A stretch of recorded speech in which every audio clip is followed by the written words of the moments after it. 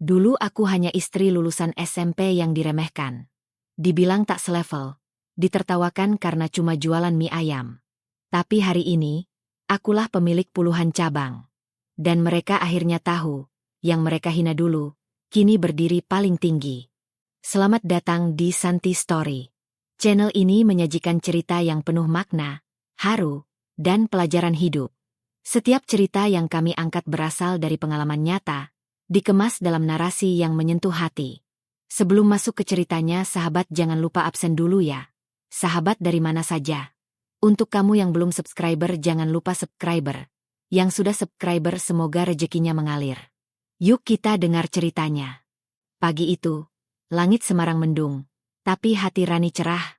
Gaun putih sederhana yang disewanya dari toko kecil di Pasar Johar terlihat pas melekat di tubuh mungilnya. Tak ada perhiasan mewah, tak ada pesta besar. Hanya akad yang berlangsung di rumah orang tuanya dengan hidangan seadanya, nasi liwet dan teh manis. Tapi Rani bahagia.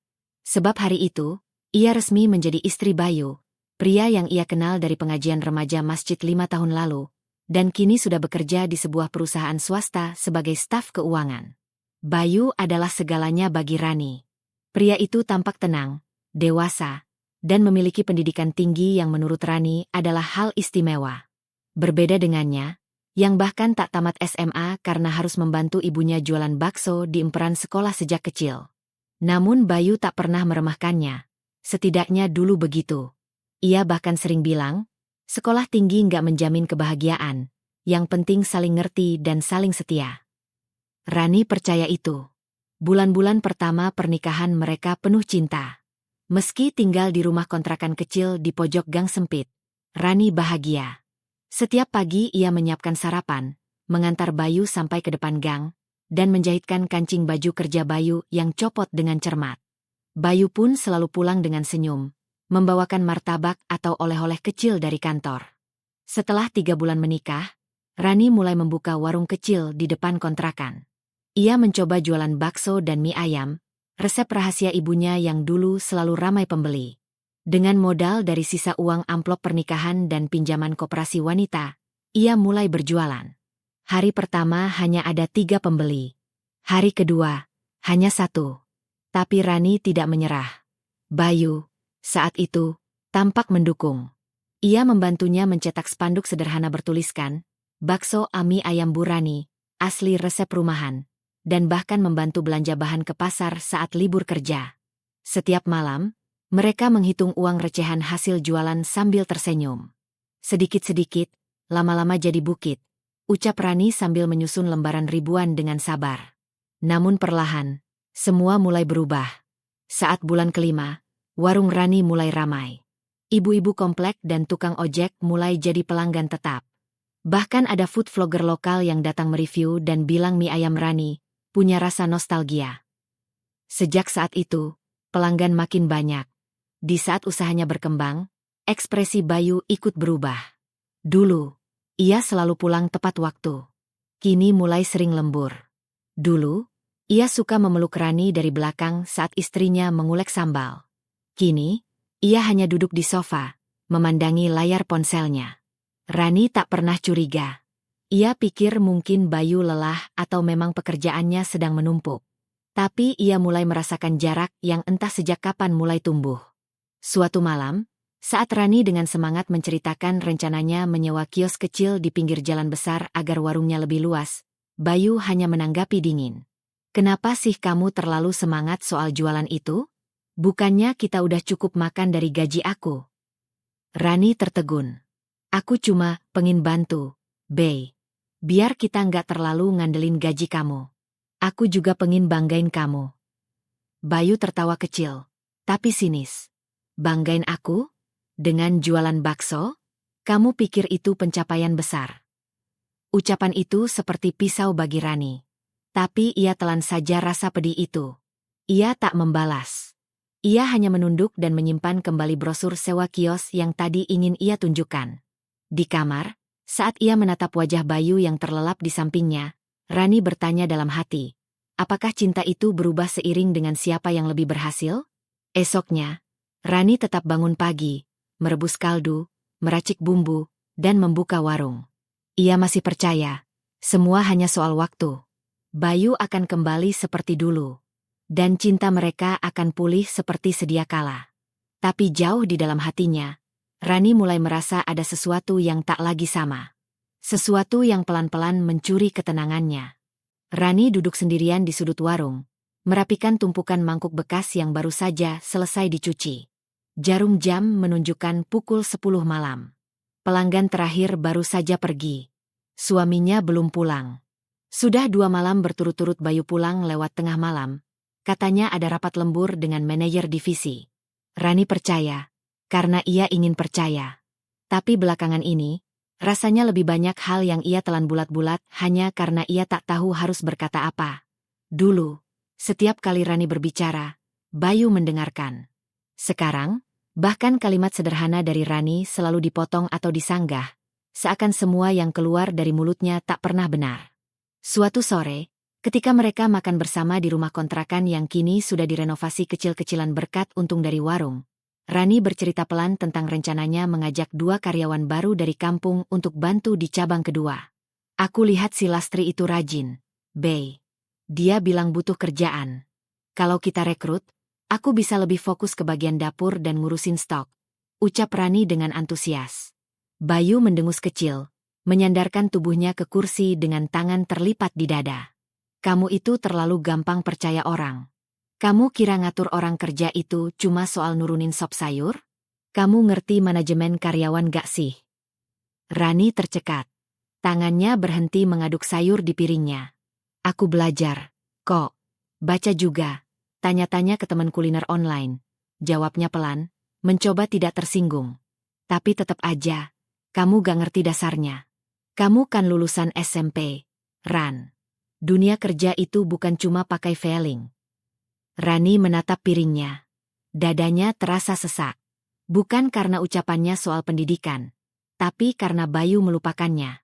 Melupakan perjuangan mereka dulu, bagaimana warung itu berdiri dari nol. Dari hasil menghemat dan menahan lapar. Apakah semua kerja keras itu tidak dianggap bernilai hanya karena ijazahnya tak setinggi Bayu? Sejak saat itu, Bayu mulai menjauhkan Rani dari lingkaran sosialnya. Undangan gathering kantor yang dulu selalu mengajaknya, kini tak pernah lagi disampaikan. Rani baru tahu jika ada acara dari tetangga kontrakan yang bekerja sebagai OB di kantor yang sama. Pernah sekali waktu Rani bertanya, kenapa gak ajak aku ke acara kantor? Kan aku bisa bantu bawa makanan. Kayak dulu. Bayu hanya menjawab tanpa menoleh. Bukan waktunya kamu ikut-ikut. Acara kantor itu formal.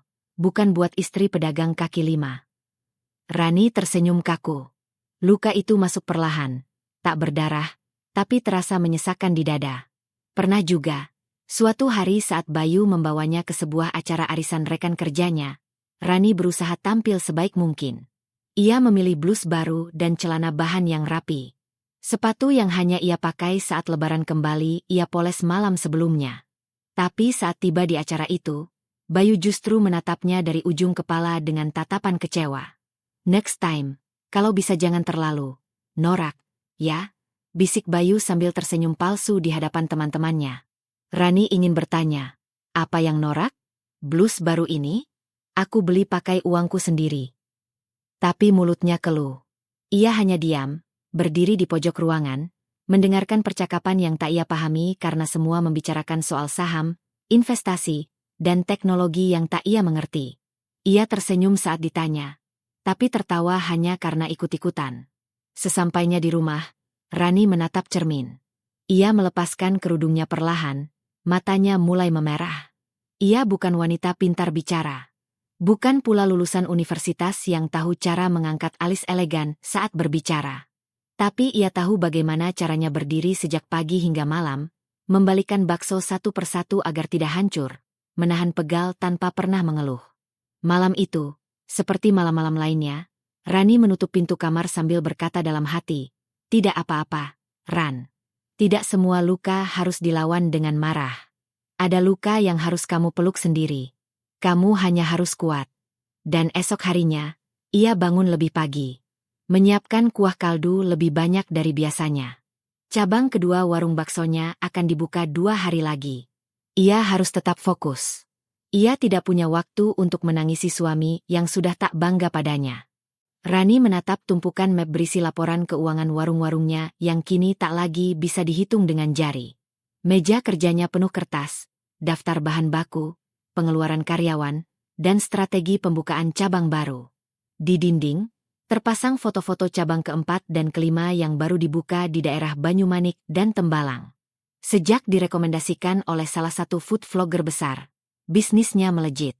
Sekarang, setiap pagi, antrean pelanggan bahkan mulai sejak sebelum gerobaknya benar-benar dibuka. Namun, semakin tinggi pencapaiannya, semakin dalam luka yang menganga di dalam rumahnya sendiri.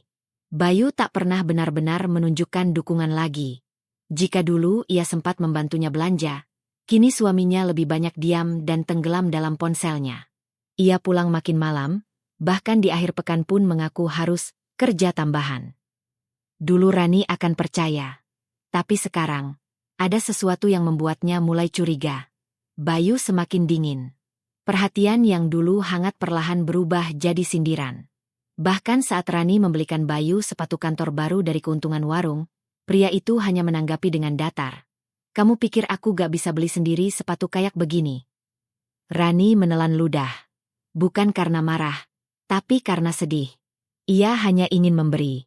Ingin berbagi dari hasil yang dia kumpulkan dengan jari-jari yang tiap malam melepuh karena panasnya air rebusan bakso. Sementara Rani sibuk dengan warung, tanpa ia tahu, Bayu mulai menghabiskan lebih banyak waktu dengan Sinta, rekan kerja barunya yang elegan, wangi, dan percaya diri. Sinta tahu bagaimana memikat pria yang sedang krisis harga diri. Ia memuji Bayu sebagai lelaki cerdas yang, sayang banget cuma stuck di rumah dengan perempuan pasar. Kalimat itu dilontarkan sambil tertawa pelan, namun cukup tajam untuk membuat Bayu goyah. "Masa kamu, lulusan S1, ambisius, malah kalah dari istri yang jualan bakso?" Sinta tertawa pelan di sela makan siangnya dengan Bayu di kafe kantor.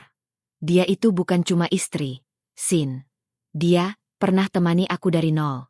Bayu berusaha mempertahankan suara akal sehatnya. Tapi matanya lelah. Jiwanya capek.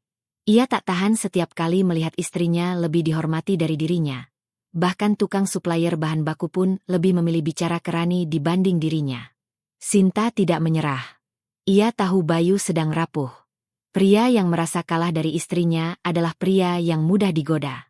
Ia perlahan menepuk pundak Bayu, membisikkan kata-kata yang seolah-olah penuh simpati.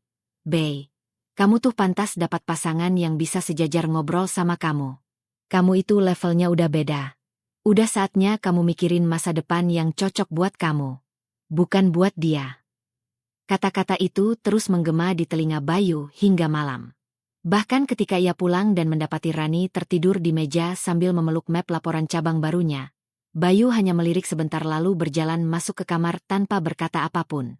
Rani terbangun beberapa menit kemudian, menyentuh wajahnya yang masih hangat karena tertidur di atas kertas.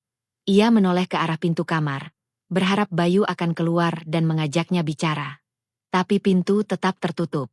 Tak ada suara, tak ada sapaan. Hanya dingin. Beberapa hari kemudian, Rani mulai mencium aroma parfum asing di kemeja Bayu. Bukan parfum pria. Lembut, manis, mahal. Jenis parfum yang tak mungkin dipakai rekan kerja laki-laki. "Bey, tadi kamu pulang dari mana?"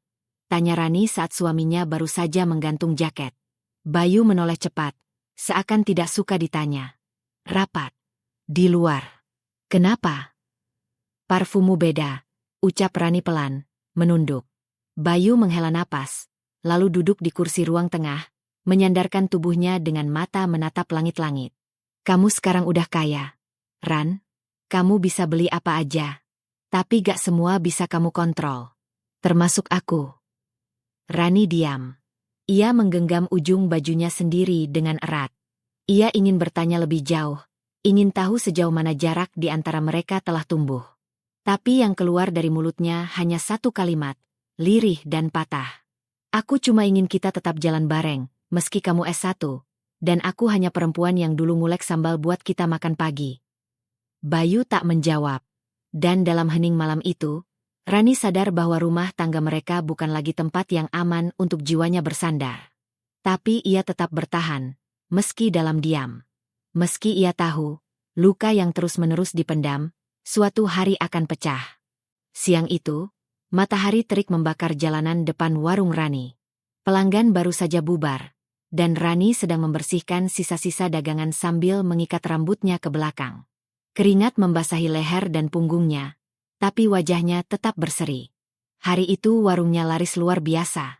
Ia bahkan kehabisan bakso 2 jam lebih cepat dari biasanya. Dalam hati ia bersyukur, tak sabar ingin menceritakan pencapaian kecil itu pada Bayu malam nanti. Walau mungkin suaminya hanya akan menjawab singkat seperti biasanya, ia tetap ingin bercerita. Tiba-tiba terdengar suara klakson pelan di depan gang. Rani menoleh dan melihat sebuah mobil putih berhenti di depan rumahnya. Dari dalam keluar seorang wanita berpenampilan modis. Blazer putih bersih, celana panjang kain high waist, heels mengkilap, dan tas branded menggantung santai di pundaknya. Langkahnya mantap, penuh percaya diri. Matanya menelusuri rumah Rani yang sederhana, lalu tersenyum tipis. "Permisi, ini rumahnya Mbak Rani ya? Istri Mas Bayu?" Suaranya lembut, tapi tajam. Rani mengangguk sambil mengelap tangannya ke celemek. "Iya, saya Rani. Maaf ya, Mbak, saya belum kenal. Ada perlu apa ya?" "Oh, saya Sinta, teman kerja Mas Bayu. Kebetulan lewat, ya mampir aja. Kan katanya warungnya rame terus. Penasaran juga." Jantung Rani berdetak sedikit lebih cepat. Nama itu tidak asing. Ia pernah dengar Bayu menyebut-nyebut soal Sinta. Anak baru, pintar, stylish, lulusan kampus top, katanya suatu malam. Tapi Rani menepis pikirannya. Ia menyambut Sinta dengan ramah dan mempersilakannya duduk di teras rumah. Sinta duduk dengan anggun, menyilangkan kaki, mengibaskan sedikit rambutnya, lalu menatap sekeliling. Pandangannya jelas menilai. Lantai semen yang sedikit retak, rak sepatu penuh debu, dinding rumah yang belum dicat ulang sejak mereka menempatinya. "Keren juga ya, warungnya rame terus. Aku lihat di Instagram, kok udah kayak franchise-franchise besar," ujarnya dengan senyum manis yang terasa artifisial. Rani tersenyum, berusaha merendah. "Alhamdulillah, Mbak. Masih belajar. Belum seberapa. Yang penting bisa bantu ekonomi keluarga." Sinta menyipitkan mata, lalu tertawa kecil. "Wah, rendah hati ya. Tapi ya itu sih. Kadang aku mikir, mungkin Mas Bayu tuh capek juga kali ya. Ngobrol sama istri yang, ya, pendidikannya gak setara. Aku aja kadang kalau ngobrol sama cowok yang gak nyambung tuh suka mati gaya." Rani terdiam. Jemarinya yang sedang menyuguhkan segelas es teh terasa kaku. Sinta melanjutkan, seolah tak sadar kata-katanya baru saja menampar begitu dalam. "Aku sih ngerti, gak semua orang punya kesempatan kuliah. Tapi ya, tetap aja sih. Dunia tuh beda. Apalagi Mas Bayu itu orang kantor. Anak S1. Ya cocoknya ngobrol sama yang satu frekuensi juga. Gitu loh." Rani tersenyum kaku. Bibirnya menahan gemetar. Matanya panas, tapi tak setetes pun air mata jatuh. "Oh iya, Mbak Rani suka baca buku?" Sinta bertanya sambil menyeruput es teh. Rani menjawab pelan. "Suka, tapi bukunya buku-buku resep. Sama buku motivasi usaha." "Oh, iya ya," jawab Sinta singkat, disertai senyum yang hampir tak bisa dibedakan antara sopan atau menyindir. Sinta melihat jam tangannya yang berkilau. "Wah, udah jam segini ya. Aku harus ke salon. Tangyu ya, Mbak. Tehnya enak banget. Walau ya, mungkin kurang manis dikit. Haha, tapi sehat sih." Rani mengangguk, mengantarnya sampai ke pagar tanpa sepatah kata pun. Mobil itu melaju pergi. Rani berdiri mematung di depan rumahnya. Angin panas menerpa wajahnya, tapi dadanya justru terasa dingin. Ia masuk perlahan ke dalam, meletakkan gelas kosong tadi ke bak cuci piring, dan duduk di lantai dapur. Lututnya lemas. Bukan karena kelelahan berdiri seharian, tapi karena amarah dan sakit hati yang ia tekan sekuat tenaga agar tidak meledak. Ia bukan bodoh. Ia tahu apa maksud kedatangan perempuan itu. Ia tahu bahwa Bayu telah membiarkan perempuan itu melewati batas. Dan perempuan itu tahu persis caranya menusuk dengan kata-kata yang tampaknya manis tapi penuh racun. Tapi Rani tidak berteriak, tidak mengusir, tidak membanting gelas. Ia hanya duduk diam, memeluk lututnya. Gak apa-apa, Ran, biar hari ini kamu diinjak. Tapi jangan sampai kamu lupa berdiri. Jangan sampai kamu lupa siapa dirimu. Dan dari mana kamu mulai. Mereka boleh bilang kamu bodoh. Tapi kamu tahu caramu bertahan hidup. Sudah hampir tengah malam ketika Rani terbangun dari tidurnya. Bayu belum juga masuk kamar. Sejak pulang sekitar pukul 9 tadi, suaminya langsung masuk ke ruang tengah dan berkata ingin menyelesaikan laporan kantor. Rani awalnya ingin menemani, tapi Bayu menolak halus, mengatakan ia butuh fokus dan tidak mau diganggu. Rani mencoba tidur, tapi entah mengapa malam itu hatinya gelisah. Udara kamar begitu dingin meski kipas tak menyala. Ada rasa tak enak yang mengendap di dada, membuatnya memutuskan untuk bangkit dan keluar mencari air minum. Langkahnya pelan saat melewati ruang tengah. Tapi detik berikutnya, ia terpaku di ambang pintu. Bayu duduk di sofa, mengenakan headset, wajahnya tersenyum, bukan senyum biasa yang ia simpan untuk Rani. Tapi senyum yang lembut, hangat, seolah berbicara pada seseorang yang membuat hatinya berdebar. Layar laptopnya memperlihatkan wajah Sinta yang terlihat manja, dengan rambut terurai dan bahu terbuka, berbicara lirih dan penuh godaan. Bayu, kamu kelihatan capek banget. Kasihan. Ya, pulang-pulang harus lihat istri yang itu-itu aja mukanya. Suara Sinta terdengar jelas dari headset yang sedikit terlepas dari telinga Bayu. Bayu terkekeh. Iya, kadang ngerasa kayak hidup ini berhenti di titik paling membosankan. Kalau kamu sama aku, hidup kamu pasti lebih hidup. Ya, sayangnya masih harus pura-pura di rumah. Seketika tubuh Rani melemas. Seperti ada gempa kecil mengguncang isi dadanya. Tapi ia tetap berdiri, tangannya menggenggam erat botol minum yang ia bawa. Suaranya pelan, nyaris tak terdengar. Bay. Bayu tersentak, menoleh cepat ke arah suara. Wajahnya langsung berubah pucat, kemudian merah karena kaget. Ia buru-buru menutup laptop dan berdiri. Rani, kamu ngapain masih bangun? Ucapnya cepat, seperti mencoba mengalihkan suasana. Rani menatapnya dengan mata yang sulit dijelaskan. Antara kecewa, bingung, marah, dan hancur. Tapi tak ada air mata. Belum. Barusan itu siapa? Bayu terdiam. Mulutnya membuka, tapi tak segera menjawab. Akhirnya ia mendengus, mengambil botol minum dari tangan Rani, lalu meletakkannya ke meja. Kamu salah paham. Itu cuma kerjaan. Kerjaan? Suara Rani mulai bergetar. Kerjaan yang butuh kamu panggil dia, sayang? Butuh kamu senyum kayak gitu? Butuh kamu bilang kamu pura-pura di rumah ini? Bayu mengacak rambutnya. Frustrasi. Kamu terlalu lebay, Ran. Kamu tuh nggak ngerti dunia kerjaanku. Kamu tuh cuma bisa jualan bakso. Pikir kamu gampang? Aku butuh hiburan. Butuh orang yang nyambung diajak ngobrol. Kamu butuh hiburan. Suara Rani naik 1 oktav, tapi tetap terjaga agar tak membangunkan anak mereka di kamar. Sementara aku berdiri di dapur tiap hari dari subuh sampai malam, pegang pisau, rebus kaldu, racik bumbu, jagain pegawai, semua demi rumah ini tetap hidup. Bayu menatapnya dengan tatapan kosong. Justru itu masalahnya, Ran. Kamu terlalu sibuk sama warungmu. Aku bahkan ngerasa udah gak punya istri. Pernyataan itu bagai palu yang menghantam keras ke dada Rani. Ia menggeleng, napasnya mulai tercekat. Tanpa berkata lagi, ia berbalik dan berjalan ke dapur. Air matanya baru mengalir saat ia mulai mencuci sayuran yang sudah ia rendam dari sore tadi. Tangannya gemetar. Air mata jatuh ke dalam baskom, bercampur dengan air cucian. Tapi ia tetap mengiris bawang, tetap membersihkan ayam, tetap mengaduk kaldu. Seolah kesibukan itu satu-satunya yang bisa menahan tubuhnya agar tidak roboh saat itu juga. Dari balik pintu, Bayu hanya diam. Tak ada permintaan maaf.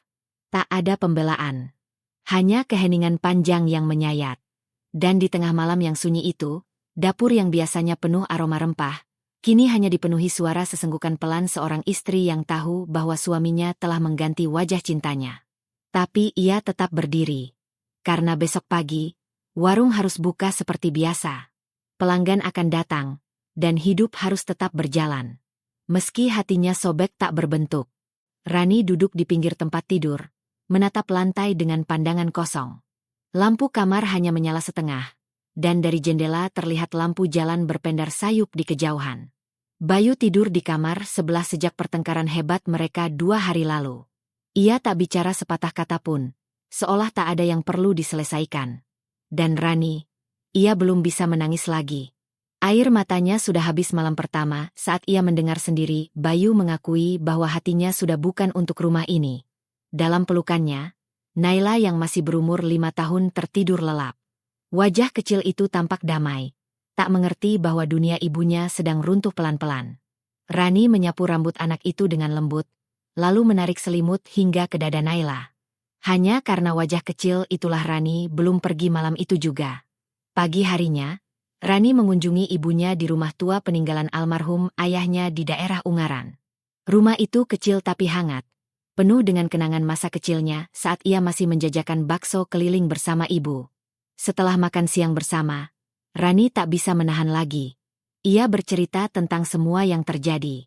Tentang Bayu yang berubah, tentang video call itu, tentang kata-kata yang menghancurkannya lebih dari apapun, bahwa dirinya cuma penjual bakso yang tak pantas berdiri sejajar.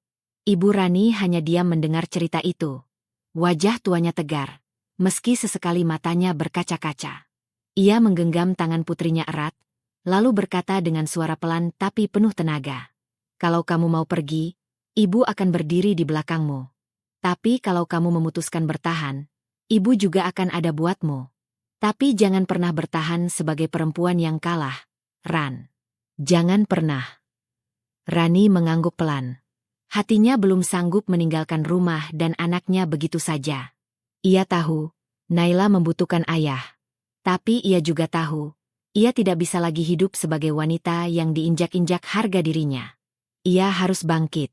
Bukan untuk Bayu, tapi untuk dirinya sendiri. Malam itu, Rani menatap wajahnya sendiri di cermin. Rambutnya acak-acakan, matanya sembab. Tapi ia melihat sesuatu yang belum pernah ia lihat sebelumnya. Ketegasan. Ia ambil buku catatan kecil yang biasa ia gunakan mencatat omzet harian. Tapi malam ini, buku itu punya fungsi berbeda. Ia mulai menulis satu persatu. Langkah-langkah keluar dari neraka yang tenang. 1. Perluas cabang. 2. Bangun sistem manajemen yang rapi. 3. Siapkan admin keuangan profesional. 4. Mulai pisahkan keuangan pribadi dan bisnis. 5. Daftarkan usaha secara legal atas nama pribadi. 6. Simpan semua bukti aset dan transaksi. Rani tak lagi berpikir sebagai istri yang patah hati. Ia berpikir sebagai perempuan yang dikhianati, tapi tak ingin dikasihani. Ia tak ingin membalas dengan kekerasan atau teriakan, tapi dengan strategi, dengan diam yang menyakitkan, dengan kekuatan yang lahir dari kehancuran. Ia mulai memperbaiki penampilan. Tak berlebihan, tapi lebih terurus. Ia rekrut konsultan UMKM yang dulu pernah mengajaknya berkolaborasi. Ia mengikuti kelas bisnis online di malam hari, saat Naila sudah tertidur. Ia mulai melebarkan jaringan keluar Semarang, mencari peluang distribusi bahan keluar kota. Ia belajar soal pajak, hukum usaha, dan cara mengelola karyawan lebih profesional. Bayu tak menyadari semua itu. Ia pikir Rani tetap sibuk dengan gerobaknya seperti biasa. Ia tidak tahu bahwa setiap sore saat dirinya sibuk membalas pesan dari Sinta, Rani sedang menandatangani kerjasama dengan supplier dari Jakarta. Rani memilih bertahan, tapi bukan sebagai wanita lemah yang menggantungkan harga diri pada restu seorang suami. Ia bertahan untuk menyusun kekuatan.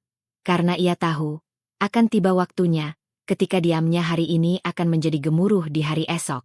Ketika semua luka yang ia telan, akan berubah menjadi bukti bahwa ia bukan sekadar istri penjual bakso, tapi perempuan yang tahu kapan harus diam, dan kapan waktunya berdiri lebih tinggi dari siapapun yang pernah meremahkannya.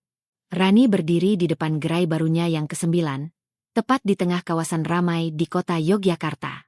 Matanya berkaca-kaca saat melihat antrean mengular sejak pukul 10 pagi. Di samping papan nama berwarna merah marun bertuliskan mie ayam Rani, asli resep rumahan. Terpampang wajahnya tersenyum sambil memegang mangkuk bakso, hasil pemotretan profesional beberapa minggu lalu. Dulu ia malu muncul di depan kamera, tapi sekarang, ia belajar menerima bahwa ia bukan lagi sekadar penjual bakso. Ia adalah pemilik brand yang diperhitungkan. Ia tak sendiri. Di belakangnya berdiri manajer muda yang ia rekrut dari universitas swasta ternama di Semarang, Pak Damar, mantan kepala outlet waralaba makanan Jepang. Seorang pria kalem, rapi, dan penuh strategi. Rani mempercayainya setelah serangkaian wawancara dan uji kemampuan. Bu Rani, YouTuber kuliner yang dari Jakarta konfirmasi datang minggu depan. Kita siapkan gerai yang dibawain ya, biar view-nya bagus, kata Damar sambil memperlihatkan jadwal media coverage yang sudah padat. Rani mengangguk sambil tersenyum tipis. Siapin juga dapur buat demo masaknya. Aku yang masak langsung. Aku mau mereka tahu rasa ini gak berubah sejak dari gerobak pertama. Usahanya tidak hanya berkembang dalam jumlah, tapi dalam sistem. Ia kini memiliki tim administrasi, akuntan freelance, dan 2 orang chef pendamping yang dilatih langsung oleh dirinya. Ia bahkan sudah menandatangani kontrak lisensi nama, Mie Ayam Rani, untuk dikembangkan di kota-kota lain dengan sistem kemitraan. Namun, di balik semua pencapaian itu, di rumahnya sendiri, suasana justru makin sunyi. Bayu yang dulu duduk santai di sofa sambil menonton TV, kini lebih sering termenung sendiri, menatap layar ponselnya yang kosong. Sinta pun pelan-pelan menjauh, bukan karena Bayu memutuskan, tapi karena Sinta mulai merasa lelaki itu tidak lagi istimewa. Suatu malam, Bayu pulang kerja lebih awal dari biasanya. Ia melihat Rani di ruang makan, dikelilingi tumpukan proposal dan undangan-undangan kerjasama. Rani mengenakan kemeja putih bersih dan celana bahan longgar, penampilannya jauh dari kesan ibu warung. Di depannya, laptop terbuka memperlihatkan akun YouTube Mie Ayam Rani Official yang baru saja menembus 100.000 subscriber. Kamu sibuk banget sekarang, ya, kata Bayu, duduk di seberangnya, suaranya datar. Rani hanya mengangguk, tidak langsung menoleh. Aku lihat tadi kamu masuk TV lokal, katanya udah masuk kuliner terlaris versi media. Ya. Rani meletakkan pulpen. Ia menatap Bayu, bukan dengan sinis, tapi datar. Dingin. Alhamdulillah. Masih belajar. Masih banyak kekurangan. Bayu terdiam. Ia merasa aneh dengan keheningan itu. Bukan karena Rani menjauh, tapi karena Rani sudah tidak lagi mencari perhatiannya. Tidak lagi memohon validasi. Tidak lagi bertanya, kamu bangga nggak, Bey? Ia mengalihkan pandangannya, mencoba menghilangkan rasa sesak yang tiba-tiba datang.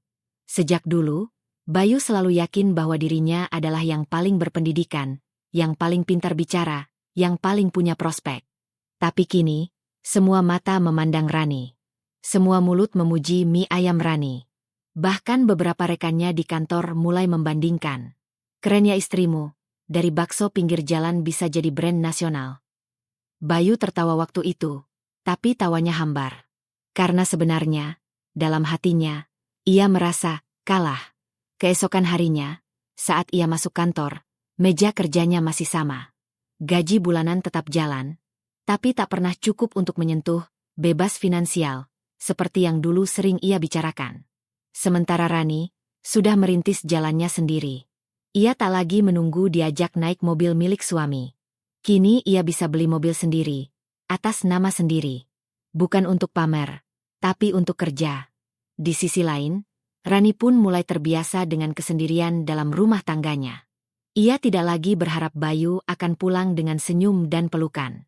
Ia belajar makan sendiri, menidurkan Naila sendiri, menghadiri rapat tim manajemen sendiri. Sakit? Tentu. Tapi ia tahu, luka yang tak dipeluk akan jadi belenggu. Maka ia peluk saja lukanya, sampai ia bisa menari di atas rasa perih itu.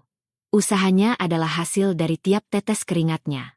Tiap lelehan air mata yang ia telan sendiri di dapur. Tiap kali ia dihina karena hanya lulusan SMP. Sekarang, ia tak lagi peduli gelar. Karena ia tahu, gelar tak pernah mengajarkan caranya bertahan ketika dihina, ditinggal, dan dijatuhkan. Yang mengajarkannya itu semua adalah hidup. Dan Rani sudah lulus dengan nilai paling tinggi.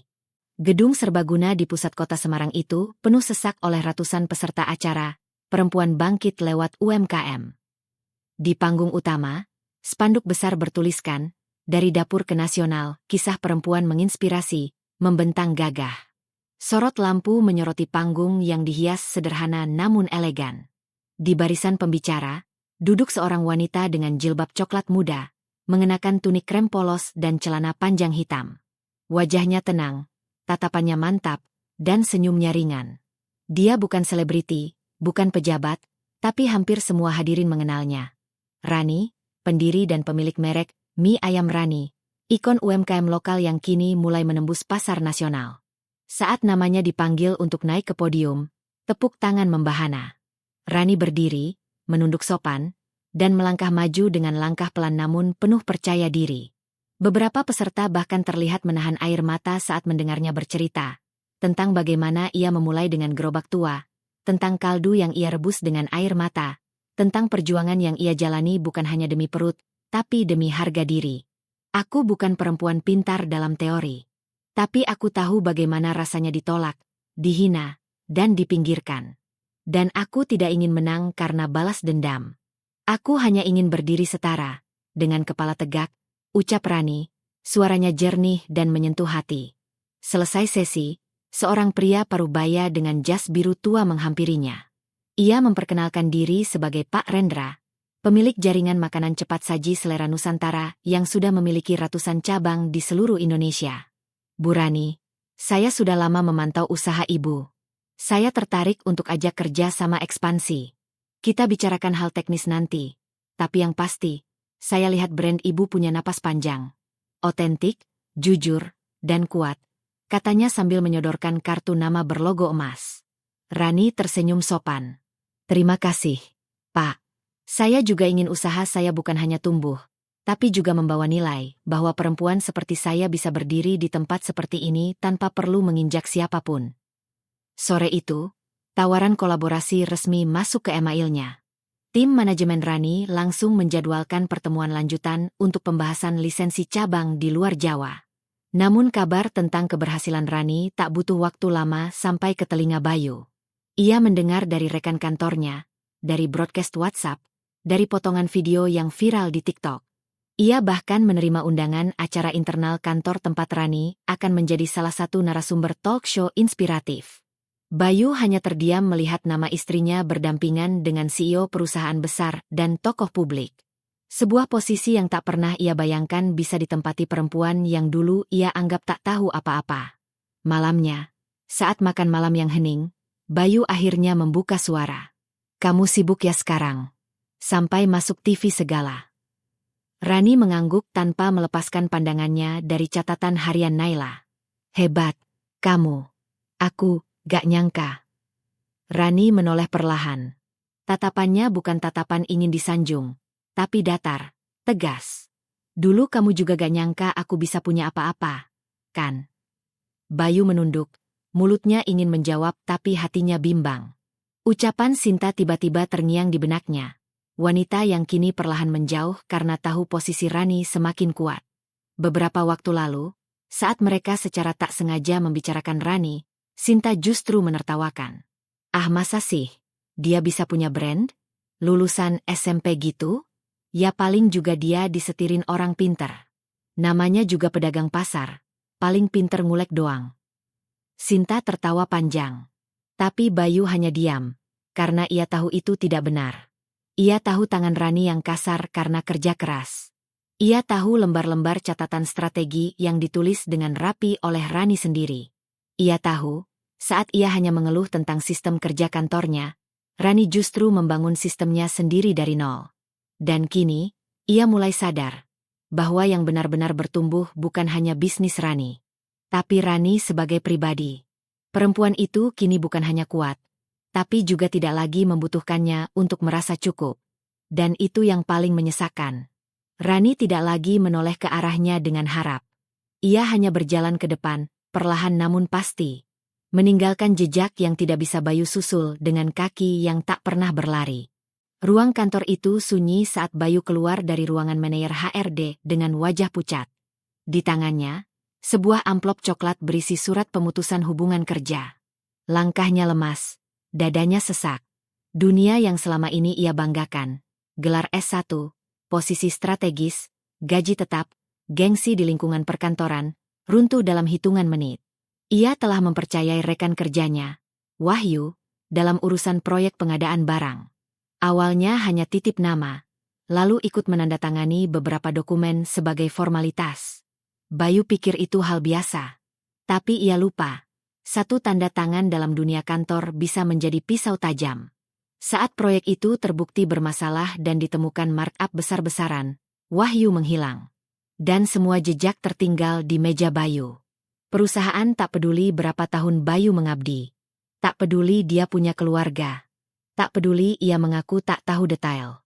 Yang mereka lihat adalah tanggung jawab, dan Bayu tak bisa mengelak. Ia menerima surat itu dengan tangan gemetar, merasa seakan semua harga dirinya disobek dalam satu kalimat. Kami terpaksa memutuskan hubungan kerja secara sepihak karena pelanggaran integritas. Hari itu, Bayu pulang dengan langkah gontai. Sinar matahari sore menyilaukan matanya. Tapi yang menyakitkan justru sinar dari dalam dirinya yang mulai padam. Ia membuka pintu rumah pelan, dan mendapati Rani sedang duduk bersama Naila, membantu putri mereka mewarnai gambar bunga. Ayah udah pulang, katanya lirih. Rani hanya menoleh sekilas, lalu kembali membantu Naila menyusun pensil warna. Bayu berdiri kaku, lalu berjalan masuk dan meletakkan tas kerja di sofa.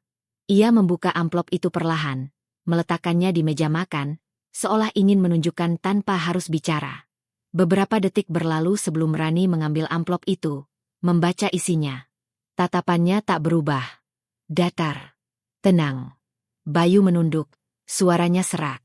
Aku dijebak, Ran. Teman kantor, aku percaya dia. Tapi dia kabur. Aku kena semua. Rani mengangguk pelan, lalu menghela napas. Terus, sekarang kamu mau apa? Bayu menatapnya, matanya mulai berkaca-kaca. Aku gak tahu. Aku gak punya siapa-siapa. Sinta juga, dia malah makin jauh. Aku udah gak punya kerjaan. Gak punya uang. Gak punya arah. Ia terisak pelan. Rani, aku minta maaf. Tolong, jangan tinggalin aku. Aku tahu aku salah. Tapi tolong, aku butuh kamu. Rani memandang suaminya lama. Tak ada air mata di wajahnya. Yang ada hanya ketegasan dari seorang perempuan yang sudah terlalu sering menangis sendirian. Bayu, katanya pelan, tapi tegas. Kamu dulu bilang aku cuma lulusan SMP. Kamu malu punya istri yang jualan bakso. Kamu lebih pilih perempuan yang satu level sama kamu, katanya. Bayu menggeleng, menangis seperti anak kecil. Aku bodoh. Aku nyesel. Rani mengangkat wajahnya sedikit, lalu menatap mata suaminya tajam. Aku ini memang lulusan SMP. Tapi aku tahu cara bertahan. Kamu. Bayu terdiam. Pertanyaan itu menghantamnya lebih keras dari surat pemecatan yang ia terima siang tadi. Bukan karena nadanya keras. Justru karena Rani mengucapkannya dengan suara yang sangat tenang. Suara dari seseorang yang sudah tidak lagi berharap. Tidak lagi marah. Tapi sudah sampai pada titik. Melepaskan. Tak ada pelukan. Tak ada janji manis. Tak ada kalimat, aku maafkan. Yang tersisa hanyalah seorang laki-laki lulusan S1 yang kini kehilangan arah, dan seorang perempuan yang dulu dihina, tapi kini berdiri tegak karena dirinya sendiri. Dan malam itu, di ruang tamu yang dingin, Bayu akhirnya merasakan rasa paling pahit dari kesombongan yang selama ini ia rawat. Bukan karena ia jatuh. Tapi karena perempuan yang dulu ia remehkan, ternyata tumbuh menjadi seseorang yang tak bisa ia kejar lagi. Suasana resto pusat mie ayam Rani di kawasan Simpang 5 sedang sibuk saat itu. Hari Sabtu selalu ramai. Apalagi sejak restoran tersebut viral karena ditampilkan di beberapa kanal kuliner nasional. Meja-meja penuh, antrean mengular, aroma kaldu ayam dan pangsit goreng memenuhi udara. Di tengah keramaian itu, pintu kaca utama terbuka. Seorang wanita melangkah masuk dengan kacamata hitam, blazer putih tulang, dan heels tinggi yang beradu keras di lantai. Ia menoleh kiri kanan dengan pandangan sinis, lalu melangkah angkuh ke meja kasir. Aduh, rame banget. Ya. Tapi kok penataannya masih kampungan gini? Gumamnya pelan, tapi cukup keras untuk didengar oleh pegawai kasir yang berdiri dengan senyum sopan. Pegawai itu adalah Intan, adik sepupu Rani yang baru lulus kuliah dan diminta bantu mengisi sementara posisi kasir karena pegawai tetap sedang cuti. Meski belum lama, Intan sigap dan ramah. Ia membungkuk sedikit dan menyapa sopan. "Selamat siang, Ibu. Bisa saya bantu?" Sinta melepas kacamatanya dan menyipitkan mata. "Kamu? Astaga. Kamu istri mantan pacarku, ya? Aku tahu kamu. Aku ingat wajah kampung begini," ujarnya sambil tertawa kecil, menyilangkan tangan di dada. "Ya ampun, bener-bener. Dari dulu emang gak jauh-jauh dari mesin kasir. Ya, kirain udah ditinggalin sama si Bayu. Ternyata kerja beginian." Intan kaget, wajahnya memucat. Tapi sebelum ia sempat menjelaskan, pintu kaca ruangan manajerial terbuka. Rani melangkah keluar dengan langkah tenang, mengenakan blus navy rapi dan celana panjang bahan. Rambutnya diikat sederhana, wajahnya tanpa banyak make-up tapi bersih dan bersinar. Ia berdiri di belakang Sinta, menyaksikan semua tanpa sepatah kata. "Intan," ucap Rani pelan tapi tegas. "Silakan ke dapur dulu bantu bagian admin. Biar saya bantu kasir sebentar." Intan mengangguk cepat, menunduk lalu berlalu. Sinta belum sadar siapa yang berdiri di belakangnya, sampai akhirnya suara itu terdengar lebih dekat. "Selamat datang di restoran saya, Bu Sarjana." Sinta berbalik. Pandangannya langsung membeku. Mata mereka bertemu. Seketika kulit di wajah Sinta terasa seperti ditarik, dadanya sesak. Suara Rani begitu familiar. Tapi wajahnya kini jauh berbeda dari terakhir kali mereka bertemu di rumah kecil itu. Ada sesuatu yang tak tergoyahkan dalam sorot matanya. Kuat, tenang, dan tajam. Rani." "Benar," jawab Rani santai. "Saya Rani. Pemilik sekaligus pendiri mie ayam Rani. Restoran yang Ibu hina sebagai kampungan ini." Sinta tercekat. Mulutnya terbuka, tapi tak ada suara yang keluar. "Kami memang mulai dari gerobak," lanjut Rani, berjalan perlahan ke balik meja kasir. "Tapi sekarang kami sudah punya cabang di 9 kota. Dan kalau tidak ada halangan, bulan depan ekspansi ke luar Jawa. Semua ini dari tangan saya sendiri. Bukan dari warisan, bukan dari gaji suami, dan bukan dari menyikut perempuan lain." Sinta menunduk. Tangan kirinya menggenggam tas, berusaha mencari alasan untuk keluar. Tapi kakinya seperti tak mau bergerak. Rani menatapnya datar. "Saya dulu cuma lulusan SMP. Kamu sudah sering bilang itu. Tapi saya belajar sendiri cara berdiri. Bukan dengan cara menjatuhkan perempuan lain, atau mengambil yang bukan milik saya." Ia mencondongkan tubuh sedikit, matanya menusuk. "Dan wanita yang kamu kira kasir tadi? Itu adik sepupu saya. Dia bukan istri siapa-siapa. Dan kamu baru saja mempermalukan dirimu sendiri, di tempat milik orang yang dulu kamu ejek." Sinta menahan napas. Wajahnya panas, telinganya mendengung. Ia buru-buru meraih kacamatanya kembali dan membalikkan badan, melangkah cepat menuju pintu keluar. Tapi sebelum ia menekan gagang pintu, suara Rani kembali terdengar. Tenang, tapi menghujam. "Lain kali, sebelum kamu menginjak orang lain, pastikan kamu tahu di atas tanah siapa kamu berdiri." Pintu tertutup. Keheningan menyelimuti sejenak, sebelum pelanggan kembali sibuk dengan obrolan dan pesanan. Rani menghela napas dalam-dalam, menatap meja kasir, lalu tersenyum kecil. Bukan karena menang, tapi karena ia tahu dirinya bukan lagi perempuan yang bisa dihina tanpa suara. Ia telah menjadi sesuatu yang bahkan Sinta tak pernah bayangkan. Seorang perempuan yang memimpin dari luka, tapi tidak pernah kehilangan martabat. Ruang tamu rumah itu kini terasa asing bagi Rani. Dinding yang dulu penuh tawa kini hanya menyimpan gema kenangan. Sofa tempat mereka dulu duduk bersama Naila menonton kartun kini hanya jadi tempat tumpukan baju yang belum dibereskan. Tapi sore itu, Rani duduk di sana. Tegak, tenang, dan siap untuk berbicara satu kalimat yang selama ini ia pendam dalam dada. Di depannya, Bayu duduk dengan tubuh membungkuk, wajah pucat, mata sembab karena malam-malam panjang tanpa tidur. Ia bukan lagi sosok pria percaya diri yang dulu sering bicara tentang masa depan dan rencana besar. Ia kini hanya seorang lelaki yang kehilangan arah, kehilangan pekerjaan, dan kehilangan satu-satunya orang yang dulu berdiri untuknya ketika tak ada siapapun lagi. "Ran, Suara Bayu pecah, pelan dan serak. Aku tahu aku salah. Aku tahu aku gak pantas minta kesempatan lagi. Tapi, kalau bisa, biarkan aku memperbaiki semuanya. Demi Naila. Demi kita. Rani tak langsung menjawab. Ia hanya menatap pria itu, lama dan dalam, seolah mencari satu alasan untuk kembali percaya. Tapi yang ia temukan hanya bayangan dari pria yang dulu pernah menghancurkannya dengan satu kalimat. Kamu cuma jualan bakso. Aku bukan perempuan yang sama seperti dulu, Bey, ucap Rani akhirnya. Suaranya pelan, tapi tegas. Dulu aku diam waktu kamu hina aku. Dulu aku sabar waktu kamu lebih pilih perempuan lain. Dulu aku masih berharap kamu akan sadar. Tapi sekarang tidak. Bayu menarik napas dalam-dalam. Aku nyesel, Ran. Semua orang bisa berubah, kan? Kita bisa mulai dari nol lagi.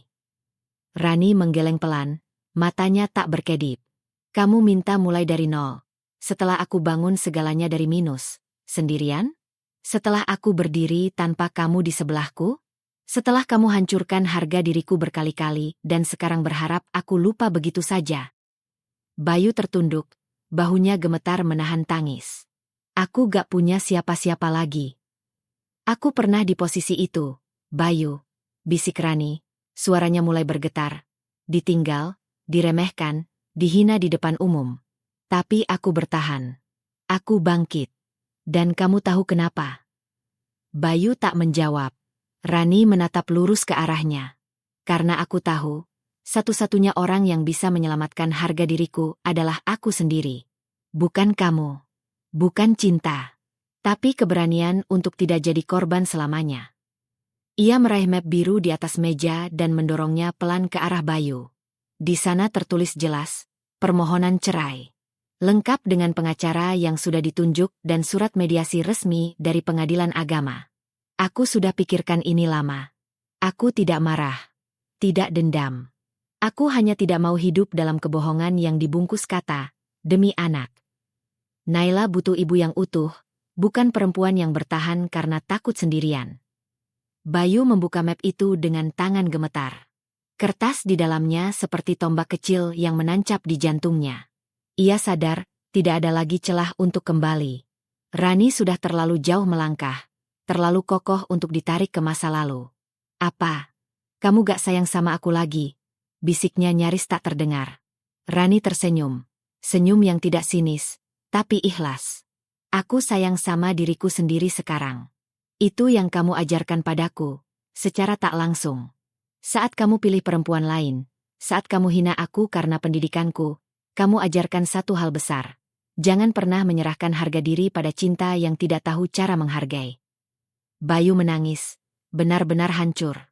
Tangis seorang pria yang tahu bahwa ia sudah kehilangan, bukan hanya seorang istri, tapi perempuan yang dulu berdiri di sampingnya saat semua orang pergi. Dan Rani bangkit dari duduknya.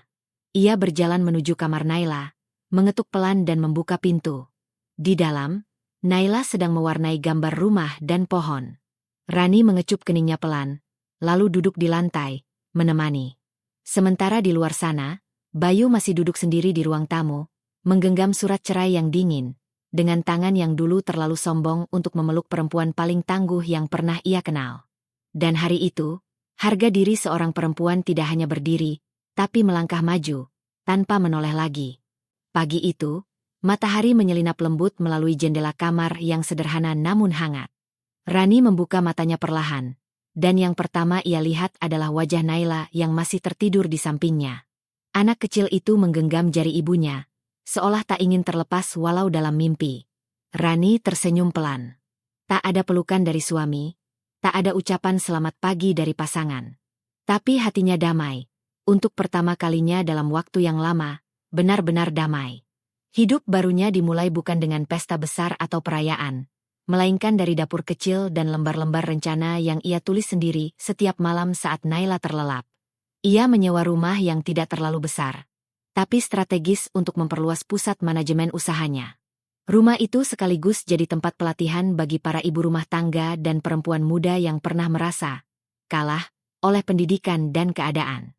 Setiap Rabu dan Jumat, ia mengadakan pelatihan gratis. Di ruang tamu yang telah diubah jadi kelas sederhana, ia duduk bersama belasan wanita. Ada yang pernah bekerja sebagai art, ada yang putus sekolah sejak SMP seperti dirinya, dan ada pula yang sedang berjuang keluar dari kekerasan rumah tangga. Mereka semua duduk bersila, mencatat, bertanya, dan belajar cara membuat kaldu yang kaya rasa, cara mencatat keuangan harian, hingga cara berbicara percaya diri di depan kamera. "Aku gak bisa apa-apa, Mbak Rani. Aku cuma ibu rumah tangga biasa," kata seorang peserta pada pertemuan pertama. Rani menatapnya sambil tersenyum hangat. "Saya juga. Tapi saya belajar bahwa menjadi biasa itu bukan alasan untuk berhenti bermimpi. Justru dari situlah semuanya dimulai." Nama Rani makin dikenal. Bukan hanya sebagai pemilik brand makanan yang sukses, tapi sebagai simbol perempuan tangguh. Ia diundang sebagai narasumber di TV nasional. Wawancaranya ditampilkan di acara Kartini Masa Kini. Ia duduk di studio megah dengan pencahayaan terang, dikelilingi kru profesional. Tapi hatinya tetap bersahaja. Saat kamera merekam, ia berkata dengan tenang, "Saya ini bukan orang hebat.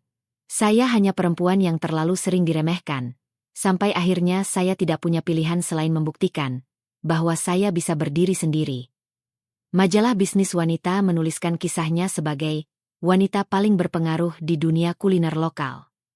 Foto Rani menghiasi sampul dengan blus putih sederhana, rambut dikuncir, dan latar dapur kecilnya yang legendaris. Artikel itu tak hanya menceritakan sukses bisnis, tapi juga perjuangan hidup, tentang luka yang disembuhkan dengan keberanian.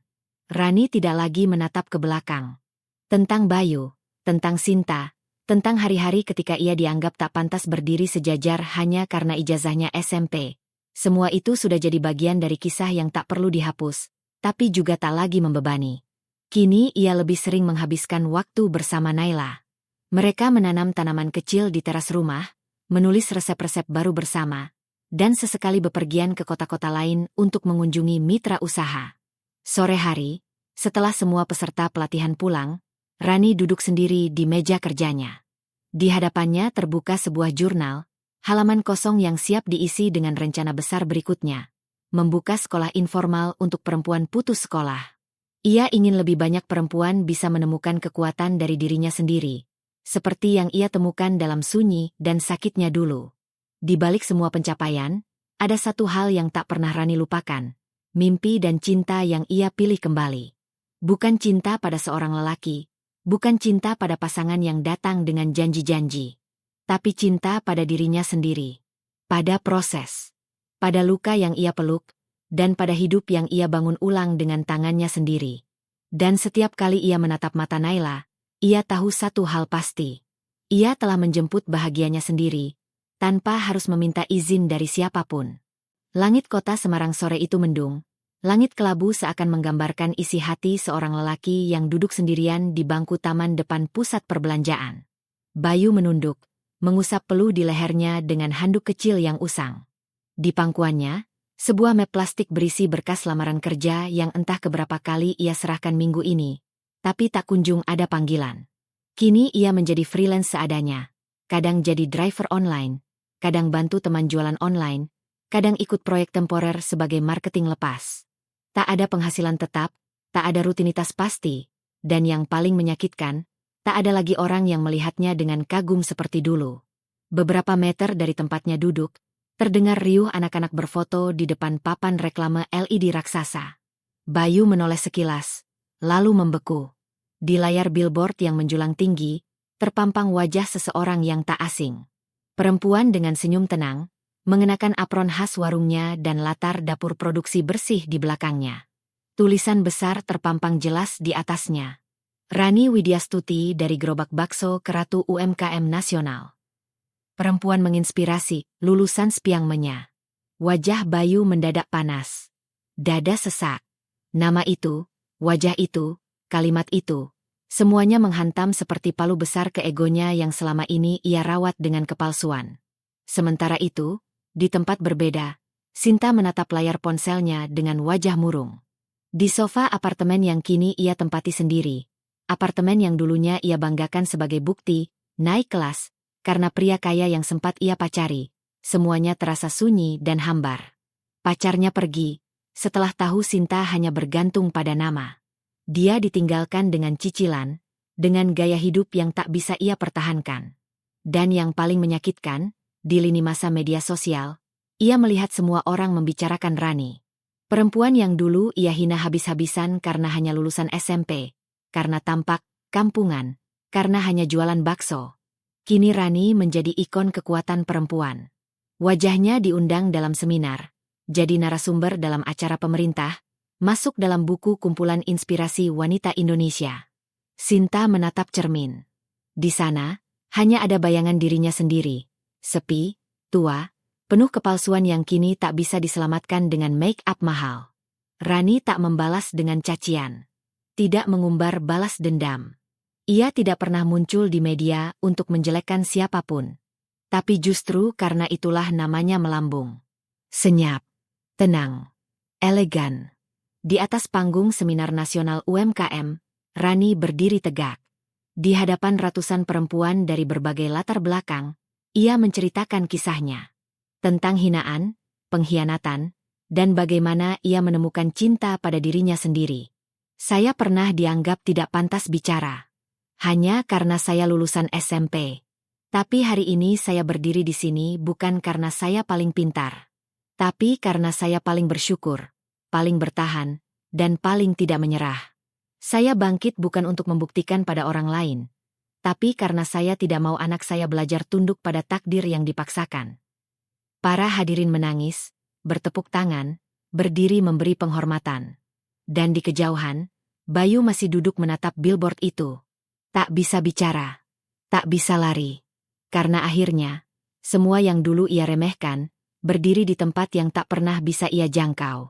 Bukan karena ia tak mampu, tapi karena egonya terlalu tinggi untuk melihat bahwa keberhasilan kadang datang dalam bentuk yang paling ia anggap sepele. Dan perempuan yang dulu ia hina karena hanya menjual bakso, kini berdiri sebagai lambang bahwa harga diri seorang wanita tak ditentukan oleh gelar, melainkan oleh keberanian untuk berdiri saat semua orang ingin menjatuhkannya. Pendidikan tinggi adalah berkah, tapi bukan satu-satunya kunci sukses dan bahagia. Jangan remehkan siapapun, terutama mereka yang tampak kecil hari ini. Wanita kuat bukan yang menangis saat disakiti, tapi yang bangkit diam-diam dan menyalakan terang dari dalam dirinya sendiri. Pengkhianatan bisa memberikan luka, tapi juga bisa menjadi pintu menuju kekuatan sejati. Kesabaran bukan kelemahan. Kesabaran adalah pertahanan terakhir yang hanya dimiliki jiwa-jiwa besar.